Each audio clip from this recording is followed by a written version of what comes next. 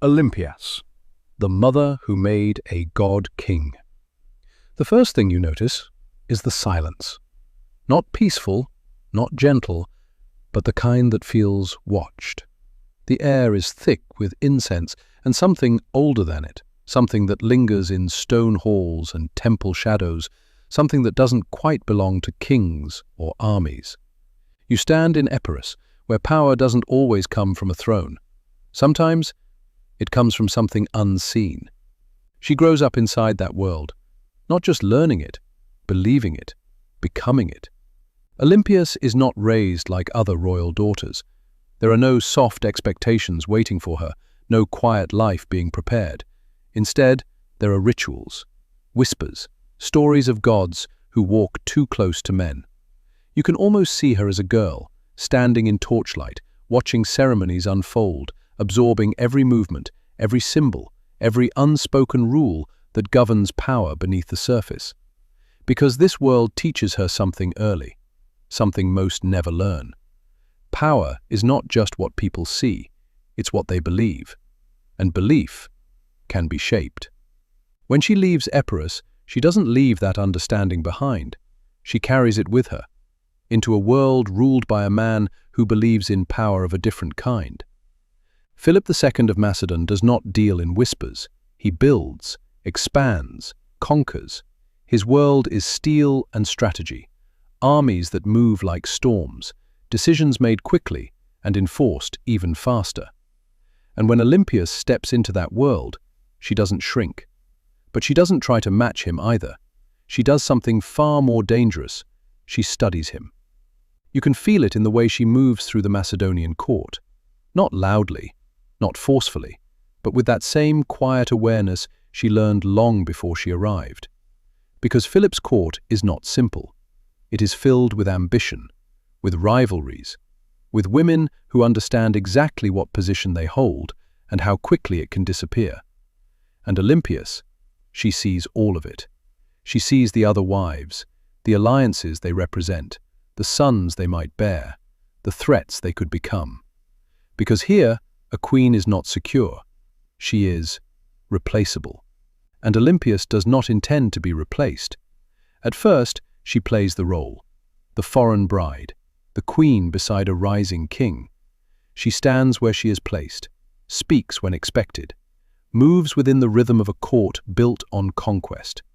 But beneath it, something is already forming. Because she understands something Philip does not fully see. Power in his world is taken, but power in hers is created. And then everything changes. A child is born. Not just any child, Alexander the Great. You can feel the shift the moment he enters the world. Not in celebration, not in ceremony, in certainty. Because Olympias does not look at him and see a prince. She sees something else, something larger, something inevitable. And she decides, he will not just inherit power, he will embody it. The stories begin early, not from the court, from her. Whispers in the dark, tales of gods and bloodlines, of destiny woven before birth, of a father who may not be entirely mortal. You can almost hear it, the quiet voice shaping a child's understanding of himself long before the world ever challenges it. Because Olympias is not just raising a son, she is building a belief. And belief, when placed in the right mind, becomes unstoppable. Philip builds an empire, city by city, battle by battle. But Olympias, she builds something else entirely. A boy who does not think like other men, who does not see limits the same way, who does not question whether he belongs at the top of the world, because he has never been taught anything else.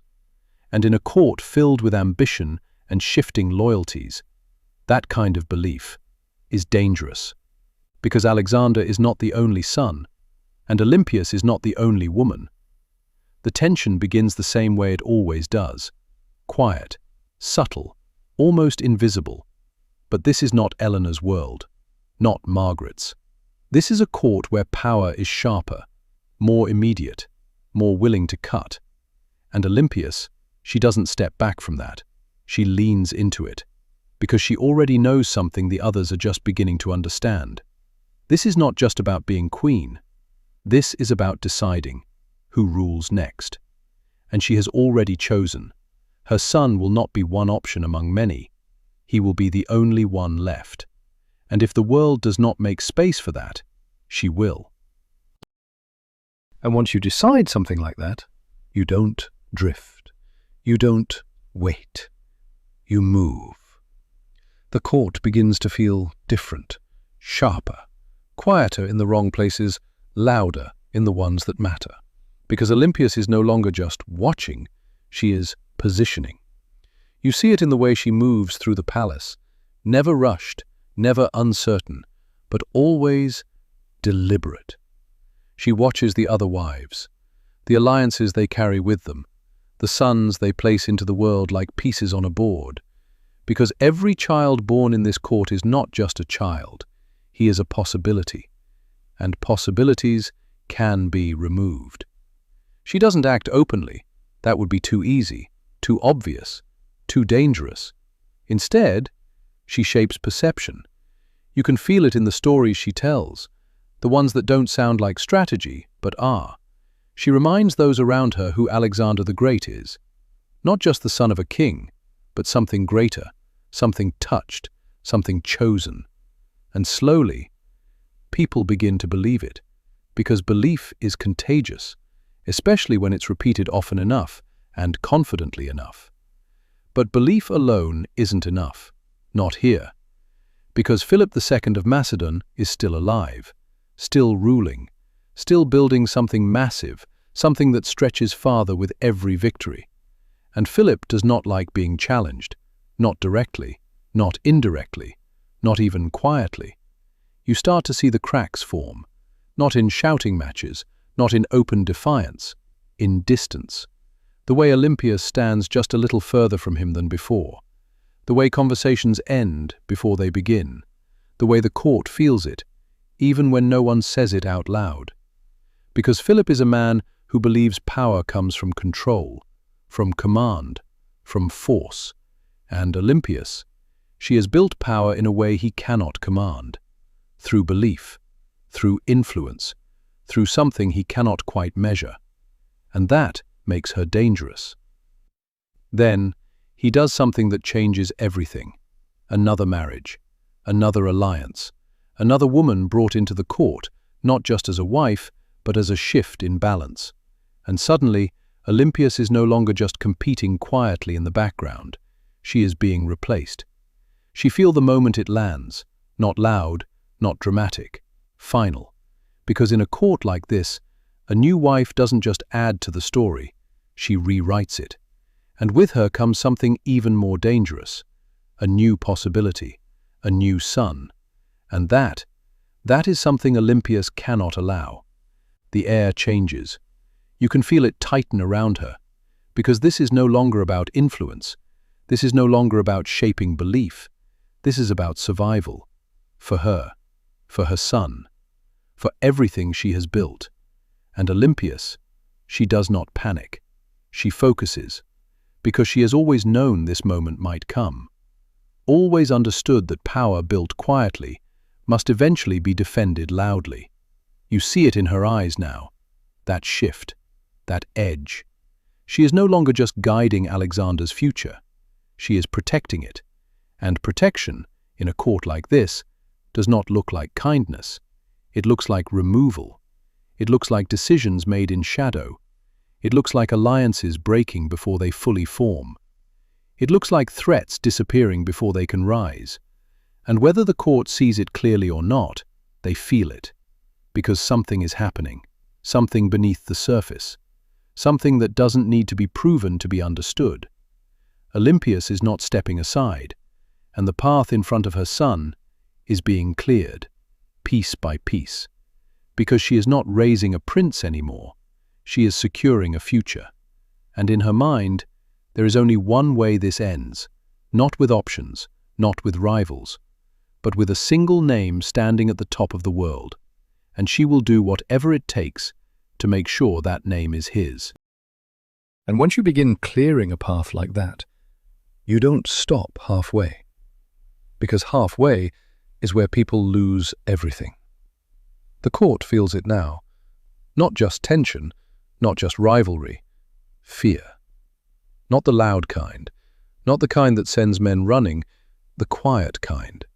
The kind that makes people lower their voices, watch their words, think twice before stepping too far into the light. Because Olympias is no longer just part of the court, she is shaping it. And shaping it in ways that are hard to prove, but impossible to ignore. You see it in the way certain names stop being mentioned, in the way certain alliances never quite form, in the way possibilities simply disappear. No one says it directly. They don't have to, because in a place like this, understanding is enough. And still, there is one thing she cannot control. Philip II of Macedon. He continues to build, to conquer, to expand a kingdom that is quickly becoming something larger than anything around it. And with every victory, his confidence grows. His power deepens, his control tightens. And Olympias, she is no longer at the center of it, not like before. Because Philip's world is shifting toward something else, something more direct, more immediate, and she knows what that means. If he chooses differently, if he names another heir, if he allows another line to rise, everything she has built, everything she has shaped, everything she has prepared her son to become, can be undone, in a moment. So she watches him, closer now, more carefully, not as a wife, not as a partner, but as a variable. Because power, once understood fully, is never personal. It's structural. And if the structure changes, you either adapt or you remove what's changing it.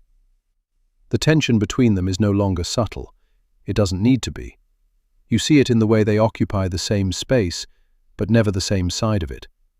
In the way conversations turn sharp, then quiet. In the way the court steps back instinctively when they are near each other. Because something is building. Again.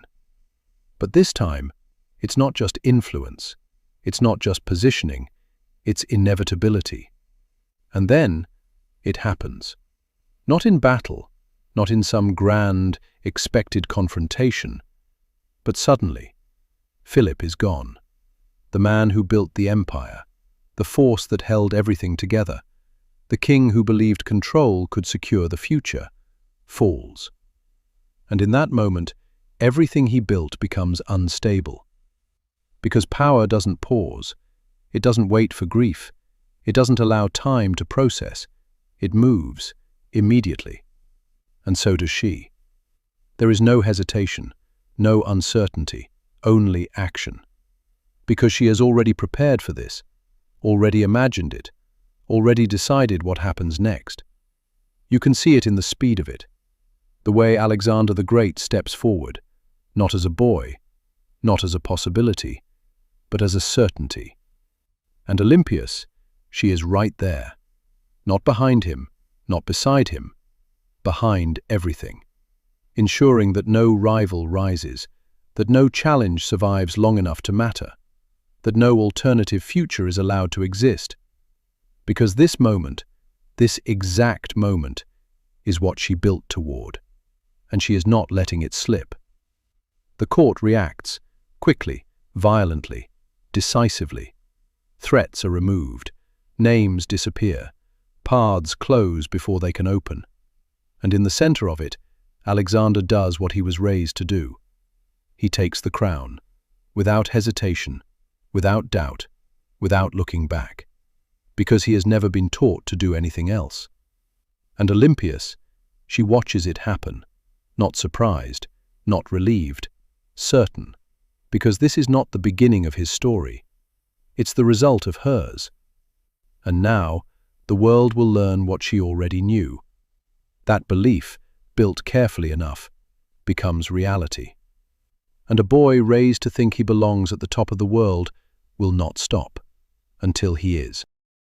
And once he takes the crown, there's no pause, no breath, no gentle settling into power, because the kind of belief Olympias built doesn't sit still. It moves. You see it in him immediately. In Alexander the Great, the way he doesn't question the weight of the crown, doesn't hesitate under it, doesn't bend to it the way others might. He wears it like it was always his, because in his mind, it was. The court feels it, that shift, that sudden, undeniable certainty that this is not just another young king stepping into power. This is something else. He doesn't just hold the empire his father built, he looks beyond it. You can feel it in the way maps are unrolled before him, in the way generals speak and then stop because they realize he's already thinking further ahead than they are, in the way the horizon doesn't feel like a boundary to him. It feels like a beginning, and behind all of it, she remains. Not in the center of every decision, not in the loudest moments, but in the foundation. Because everything he is, everything he believes, everything he moves toward, was shaped long before this moment, and Olympias knows it. She doesn't need to stand beside him to control the direction. She already set it. But power doesn't stay still. It never has. As Alexander moves outward, into war, into conquest, into something larger than anything the world has seen, the space around Olympias begins to change. The court is no longer just hers to shape. New forces rise, new loyalties form, new dangers emerge. Because when a king becomes something close to legend, everyone around him starts reaching for pieces of that power. And Olympias, she feels it, not as fear, never that, as awareness, because she has lived through this before. Different faces, different names, same pattern. Power grows, and with it, so do the threats. You see her move again, not as a young queen building influence, not as a woman fighting for position, but as something older, sharper, more precise. She protects what she built, even from a distance, even as the world expands beyond her reach. Because this is no longer about placing Alexander on the throne. That part is done. This is about protecting what he becomes. And what he becomes is something the world has never seen before. Victories stack, cities fall, empires shift. His name begins to spread, not just as a king, but as something greater, a conqueror, a force, a man who does not stop. And you can almost hear it, the echo of those early whispers she planted years ago, that he was different, that he was chosen, that he was more. Now, the world starts to believe it too, but belief cuts both ways, because the higher someone rises, the more dangerous it becomes for everyone around them, especially the ones closest to the beginning. And Olympias, she remains, watching, calculating, holding on to the one thing she has always controlled better than anyone else, the narrative. Because she knows something most never fully understand. Power is not just about what you do, it's about what people believe you are. And long before the world called him great, she made sure he believed it first.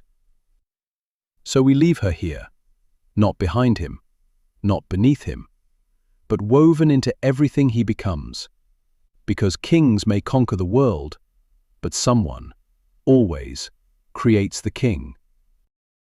And even then, her story doesn't end where his begins to echo, because when the world fixes its eyes on Alexander the Great, it slowly forgets to look behind him, at the place where it all started, at the woman who made him believe he belonged above everyone else. But power like Olympias doesn't fade just because the spotlight shifts. It changes shape. Again, you feel it in the distance now, in the space between them, because Alexander moves farther away, campaign after campaign, victory after victory, becoming something larger than a king, something closer to legend. And Olympias, she stays behind, not forgotten, not removed, but repositioned. The court changes around her. New figures rise, generals, advisors, men who have earned their place beside a conquering king and who now begin to carry weight of their own. And some of them do not trust her, not fully, not comfortably, because they understand something dangerous. If she could shape a king, what else could she shape? So tension returns, not the same as before, not centered around Philip, but still sharp, still real, because Olympias is no longer fighting to place her son on the throne. She is fighting to remain relevant to what he becomes. And relevance, in a world that moves as fast as Alexander's, is never guaranteed. You see it in the way alliances shift again, in the way names rise that weren't there before, in the way influence becomes something that must be defended, again. And Olympias, she does what she has always done. She adapts, not loudly, not recklessly, but with that same precision, because she understands something that never changes. Power is not held once. It is held again and again and again, and every time you fight for it differently. The years pass, not quietly, but quickly. And then the moment comes. Sudden, impossible, unbelievable in a way that only the end of something unstoppable can be. Alexander is gone. The man who outran empires, who redrew the world, who lived like there was no ceiling above him, falls. And just like that, everything he built is left behind, unfinished, and the world, the same world that once felt too small for him, becomes dangerous again. Because now, there is no clear center, no single force holding it all together. Only fragments, generals, allies, enemies waiting to become something more. And Olympias, she steps forward, again, not because it is easy, not because it is safe, but because she has never been the kind of woman who steps back when power fractures. You see it in the way she moves. Older now, yes, but not weaker. If anything, more dangerous, because she no longer needs to build belief. She no longer needs to prove influence. She has already done both. Now, she defends what remains. The bloodline, the legacy, the story. Because if Alexander is gone, then what comes next must still carry his name. And Olympias will make sure it does. Even if it means stepping back into a world of shifting alliances and sharp decisions.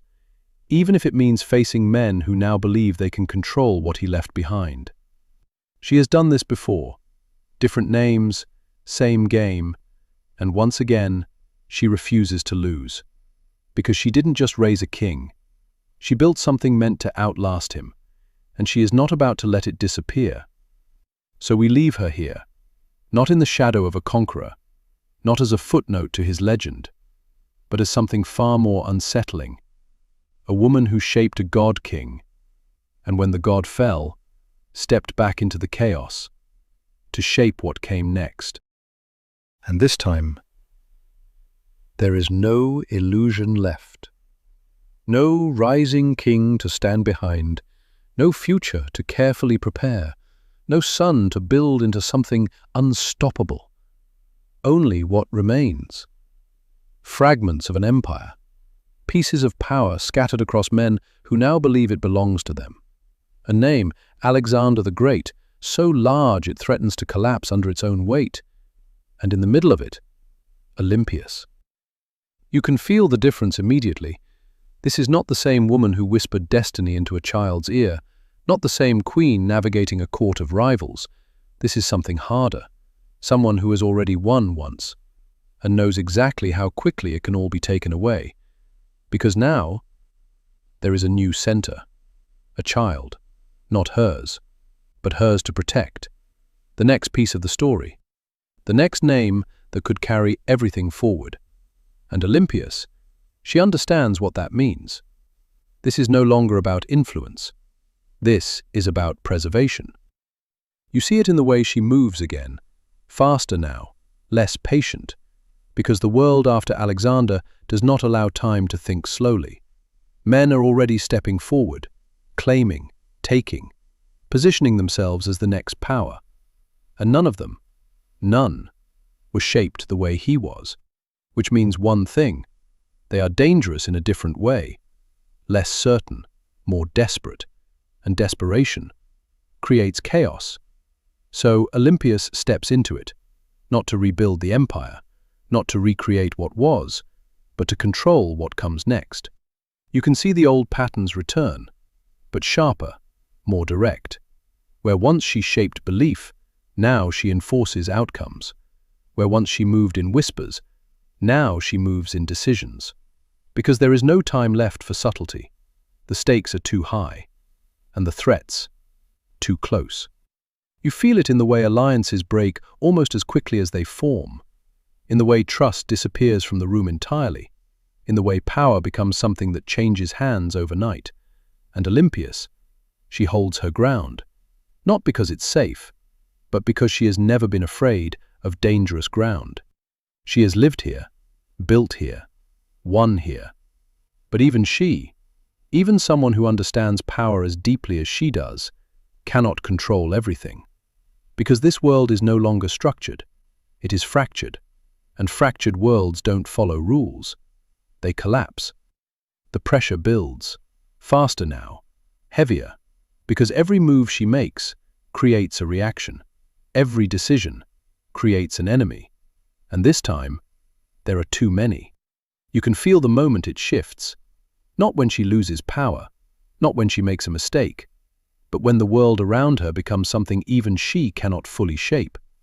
The walls close in, not metaphorically, not politically, literally. And for the last time, Olympias stands in a space where power is no longer hers to direct. Not because she doesn't understand it, not because she didn't fight for it, but because the game has changed. And even the best players cannot win every version of it. Still, she does not break. You can see it in her posture, in the way she holds herself even when everything has shifted against her. Because she knows something no one else in that room can claim.